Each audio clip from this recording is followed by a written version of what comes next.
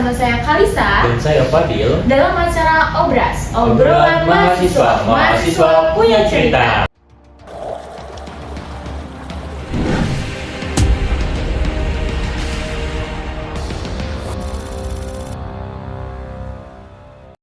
Pada segmen kali ini kita akan menyelami kisah inspiratif mahasiswa Indonesia yang sedang menempuh studi di Amerika Serikat nih, dan berhasil mendirikan startup teknologi bernama Masa AI di Silicon Valley.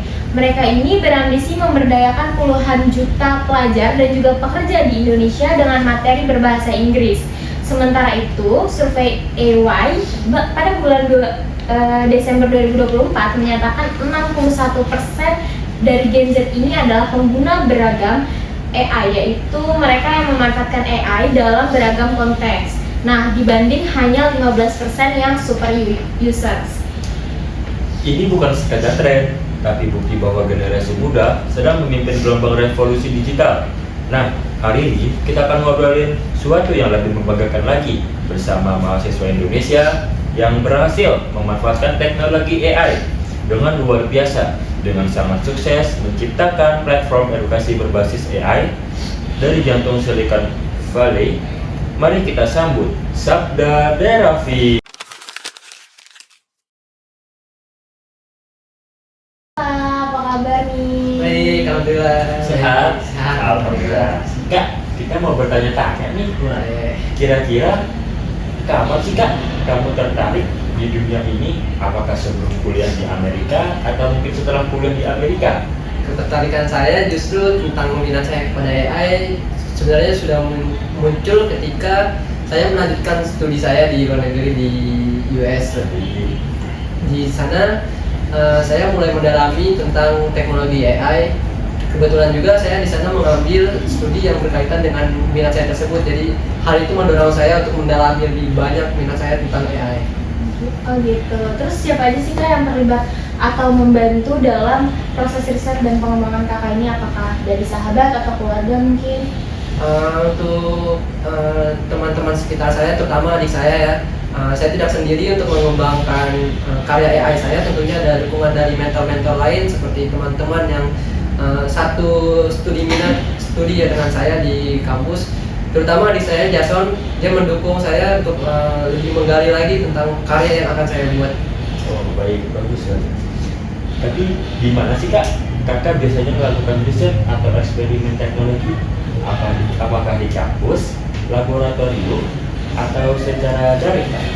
Biasanya saya melakukan riset itu tergantung sesuai kebutuhan proyek yang akan saya lakukan. Sering sekali saya untuk melakukan riset atau pengembangan teknologi AI itu saya melakukan di laboratorium yang ada di kampus saya. Laboratorium itu isinya sangat-sangat menunjang untuk melakukan pengembangan riset teknologi AI. Saya bisa mengeksplorasi lebih banyak di dalam laboratorium tersebut. Oh, Oke. Terus menurut kamu ini AI itu kenapa bisa penting buat masa depan sih, apalagi di Indonesia? Menurut saya peran AI itu sangat penting ya untuk menunjang kehidupan kita, apalagi sekarang teknologi sudah merajalela di berbagai bidang, khususnya seperti pendidikan terutama yang sudah mulai melakukan pendidikan berbasis teknologi yang setidaknya lebih maju dibandingkan sebelumnya.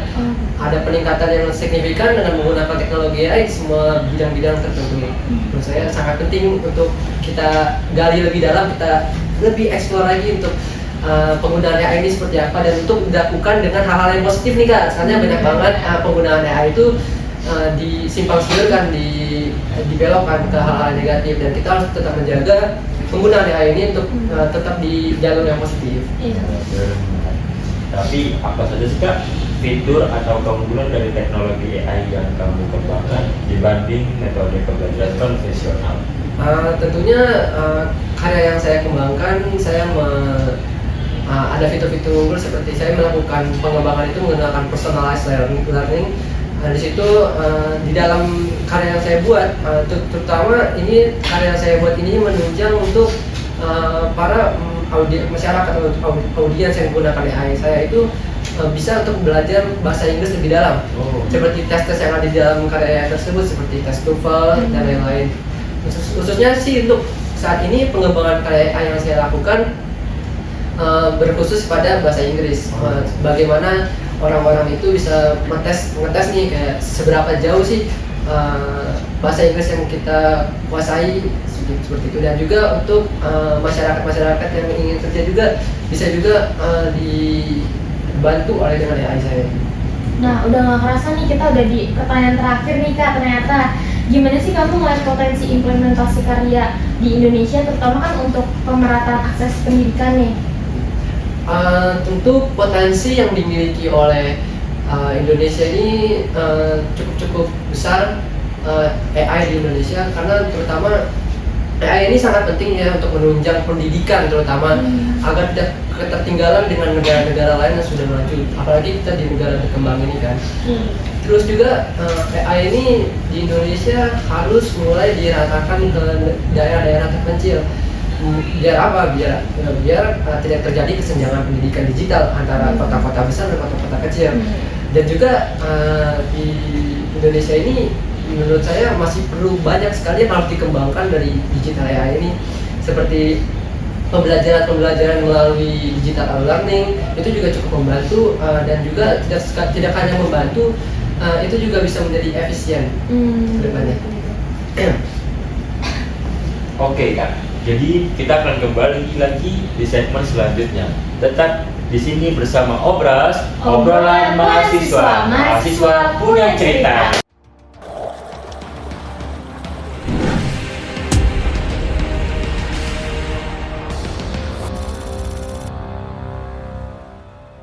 Selamat siang, kembali lagi bersama saya Kalisa Dan saya Fadil. dalam acara Obras, Obrolan mahasiswa. Mahasiswa punya cerita. Nah, pada segmen kali ini kita akan membahas tentang sesuatu yang mungkin sering banget nih kalian lihat tapi jarang kalian pikirin secara dalam, yaitu sepatu sneakers. Nah, menurut data dari Statista dan laporan Euromonitor, brand sepatu internasional itu memegang lebih dari 60% pangsa pasar sepatu sneakers di Indonesia. Nah, Kementerian Perindustrian juga mencatat bahwa lebih dari 100 brand sepatu luar negeri yang memiliki pangsa pasar aktif di Indonesia. Nah, hari ini kita akan mengobrolkan sesuatu yang lebih membanggakan lagi bersama mahasiswa Indonesia yang sukses menjual sneakers di tengah gempuran sepatu impor yang menguasai pasar lokal di masa perkuliahan semester akhirnya. Kita sambut Ushama Bagus.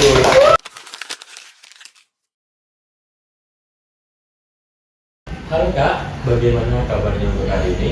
Alhamdulillah baik. Kalian gimana kabarnya? Alhamdulillah baik banget Kakak. Kita mau langsung nanya-nanya aja nih, boleh gak nih? Boleh. Oke, untuk pertama, kira-kira nih kapan sih kakak ini mulai bisnis dan gimana bisnis kakak tuh sekarang? Awal saya mulai bisnis tuh tahun 2019. Awalnya tuh cuman bantuin temen jual sneakers. Terus saya kepikiran buat ngelola bisnis ini secara serius. Oh gitu. Terus motivasi buat kakak ngejalanin bisnis ini tuh apa sih yang bikin kakak semangat gitu? Motivasinya sih simple. Awal saya emang udah hobi ngoleksi sneakers sih. Juga saya pengen mandiri secara finansial tanpa harus ninggalin kuliah saya. Mantap. Pertanyaan selanjutnya Kak, bagaimana sih cara Kak Ushama mendapatkan stok sepatu dan gimana cara Kakak Ushama menjual sepatu itu kembali kepada masyarakat? Saya dapat stok itu dari supplier lokal, dari acara hunting via Instagram atau marketplace, atau di acara itu, acara sneakers. Gitu. Terus kakak nih pas tahu fashion atau sneakers tuh siapa sih yang kenal atau dari mana sih kakak tahu gitu? Saya tahu sneakers ini tuh dari tahun 2019, itu lagi ngetren namanya. Oh, dari Lagi tren sneakers gitu. Oh, tantangan terbesar apa yang selama Kakak menjual sepatu itu, tantangan terbesar yang Kakak pernah alami itu apa saja sih Kak? Boleh diceritain di sini? Tantangan yang paling utama itu saya kesulitan membagi waktu antara kuliah, bisnis, sama kehidupan pribadi. Itu sih paling sulit buat saya. gitu. Kira-kira pas kakak ngadain bisnis tuh ada hambatan nggak sih dari keluarga atau sahabat mungkin? Hambatan sih pasti ada, di setiap orang memulai bisnis itu pasti ada hambatan. Kalau saya sendiri sih paling dari keluarga tuh nyuruh saya buat fokus lebih fokus buat kuliah aja, nggak usah yang mulai bisnis dulu, ntar takut mengganggu kuliah. Itu Gitu. sih. Terus cara ngeyakinin orang tua tuh gimana Kak? Biar mereka percaya kalau kakak bisa gitu. Dan ngebolehin kakak untuk ngambil sepatu dan kuliah. Ya saya harus terus ngebuktiin ke keluarga saya bahwa kuliah sambil berbisnis itu bisa. Saya memberikan hasil yang memuaskan serta nilai-nilai yang bagus lah. Gitu. Terus kalau dari penghasilan kakak nih jauh dari kata untung atau mungkin seimbang gitu dari antara rugi dan untungnya? Sampai saat ini sih alhamdulillah masih untung sih. Tapi pernah nggak kak jarang kalau jual sepatu itu rugi banget, nggak ada lakunya sama sekali atau gimana? Pasti pernah, namanya orang bisnis tuh pasti pernah. Pada tahun 2021 itu kan sneakers kayak peminatnya kurang gitu. Di COVID ya kak ya? Iya, jadi omset tuh nurun drastis. Terus cara kakak memutar kembali modal dengan itu gimana kak? Saya pakai uang pribadi saya waktu itu. Mengocek uang kembali? Iya, sama minta orang tua sedikit, minta ditambahin. Oke. Bagus. Nah, kakak nih sebagai kakak tingkat gitu kan, ada nggak sih pesen yang disampaikan buat mahasiswa lain atau maba-maba mungkin yang motivasi. baru nyoba bisnis Biar gitu? adik-adiknya itu semangat untuk biar nggak salah langkah juga menjadi contoh nih. kayak kakak. Pesan saya sih jangan pernah ragu untuk memulai sesuatu, belajar dari pengalaman. Yang paling penting tuh tetap konsisten. Itu konsisten yang paling susah sih. Oke, kita udah di penghujung acara. Terima kasih buat Kak Usama telah memberikan kisah-kisah dan perjalanannya. Semoga bisnis dan skripsinya lancar terus. Makasih ya buat Fadil, Alisa Ya, udah mengundang saya ke podcast ini. Semoga podcast ini terus berkembang dan Amin. Amin ya Allah. terus memotivasi dan menginspirasi banyak anak-anak muda. Dan terima kasih juga untuk Kak Syam telah meluangkan waktu untuk datang ke podcast kali ini. Jangan kemana-mana, tetap di Obras, obrolan mahasiswa. Mahasiswa punya cerita.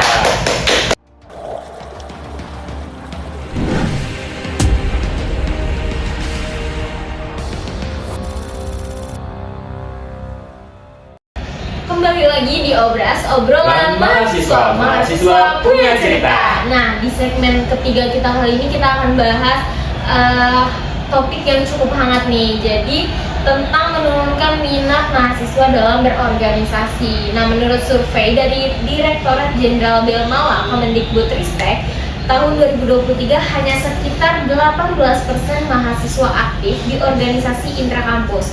Sementara itu, hasil riset dari Kajian Politik UI menyebutkan bahwa 62% mahasiswa lebih memilih fokus pada kegiatan akademik dan personal branding melalui media sosial. Bener banget Kalisa. Nah, kita sudah kedatangan narasumber kece, yaitu mahasiswa aktif dari Unsud dan juga sekaligus Unsud BEM Unsud. Mari kita panggil Kak Dava.